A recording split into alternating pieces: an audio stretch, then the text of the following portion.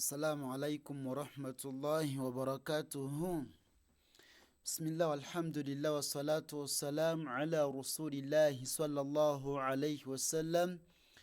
Afdal salawatullahi wa salamihi wa barakatihi alayhi.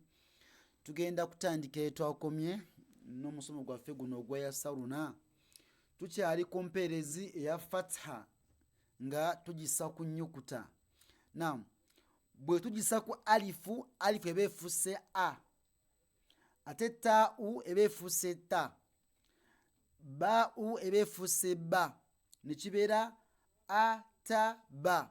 Bw'okigatta ofunamu ataba, ataba. Okitegedde?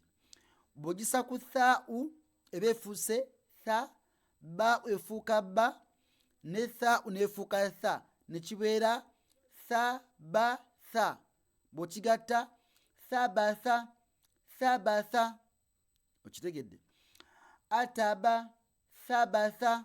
Line 2 twagambye ta efuuka ta, ba n'efuuka ba, then ta, ne kibeera tabata, tabata, athatha, athatha, athatha. Line 3 tulina tata'a, ta, ta, a, ba, tha, tha, ne kibeera bathatha, bathatha.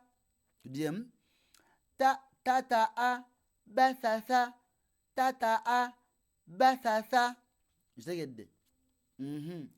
Then line yaffe nja kusikamu katono nnyo okufuna paati eno eya wansi insha Allah.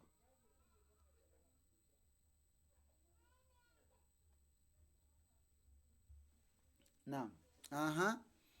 So netufuna thabata, thabata, batatha, batatha.